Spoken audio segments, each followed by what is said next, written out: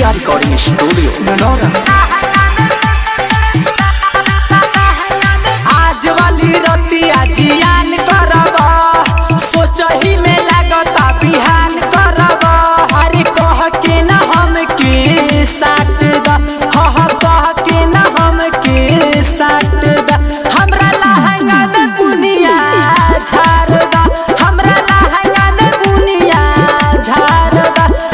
धर बैलून के गार द।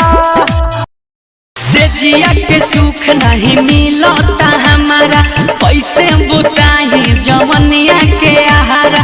कह के ना अइला जून में, आहा कह के ना अइला जून में।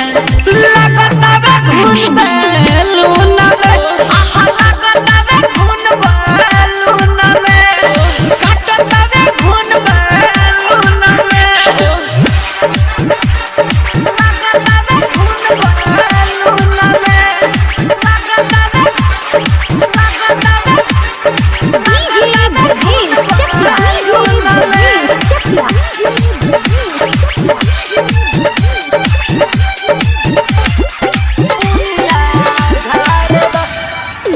बारह बाजत देखी न घड़िया में, बाजत देखी न घड़िया। जल्दी खोली न हमारा सड़िया के, हमारा सड़िया।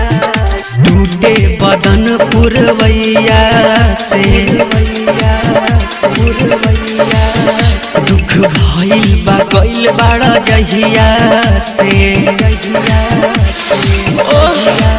बारह बाजत देखी न घड़िया में, जल्दी खोली न हमारा सड़िया के। सुई लेखा गड़े पलंगिया हो, गन गन करे अलंगिया हो। सुई लेखा गड़े पलंगिया हो, बनतर काहे खेसरिया हो।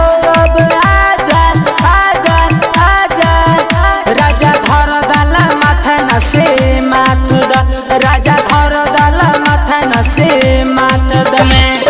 लगता बे खून बैलून में, आहा लगता बे खून बैलून में। लहंगा में बुनिया झाड़ द, धर बैलून के गार द।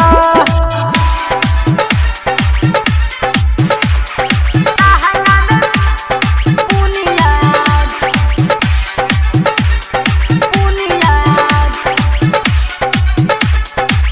झाड़ द।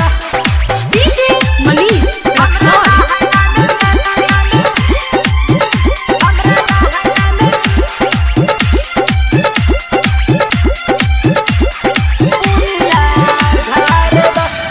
बड़ा राजू राजा निर्दया हो,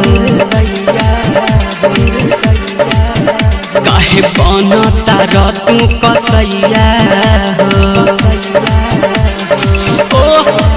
बड़ा मन कर छोड़ी बतिया के, सैया आग लागल बावे मोर छतिया में। खुश नहीं बाड़ा तू काहे सुनील, नितिया मन जय तनी बोला न हो। अब आजा आजा आजा, राइटर अंग तू ताक द। लागे दोषी का बानी हमी हो, चंचल बरजिस खलता ताहर कमी हो। अब आजा आजा आजा, काहे रहता रया पना धुन में, आहा रहता रया पना धुन में।